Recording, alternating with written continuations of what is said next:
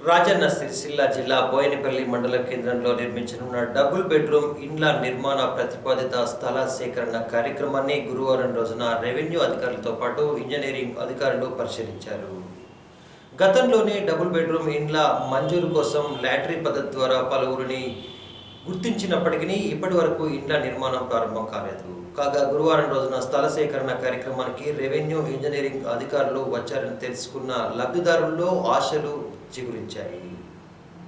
రాజన్న సిరిసిల్ల జిల్లా బోయినపల్లి మండల కేంద్రంలో నిర్మించనున్న డబుల్ బెడ్రూమ్ ఇండ్ల నిర్మాణ స్థలాన్ని గురువారం రోజున ఇంజనీరింగ్ అధికారులతో పాటు రెవెన్యూ అధికారులు పరిశీలించారు. తెలంగాణ ప్రభుత్వం పేద ప్రజల కోసం డబుల్ బెడ్రూమ్ ఇండ్ల నిర్మాణం చేపట్టిస్తామన్న ఉద్దేశంతో గత 4 ఏళ్ల క్రితమే లక్కీ డ్రా ద్వారా పేద ప్రజలను ఎంపిక చేశారు. అయితే ఇప్పటి వరకు కూడా నిర్మాణాన్ని చేపట్టకపోవడంతో పలువురు నిరాశగా ఉన్నారు.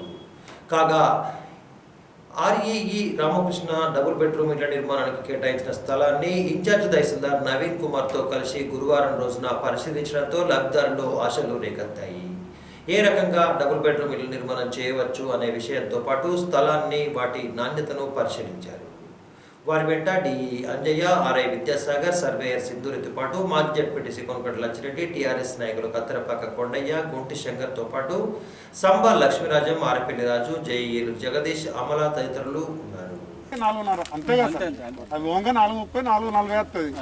4:40 అంటే 4 మీటర్లు 12 ఫీట్లు అయితే ఖచ్చితంగా 12 ఫీట్లు 11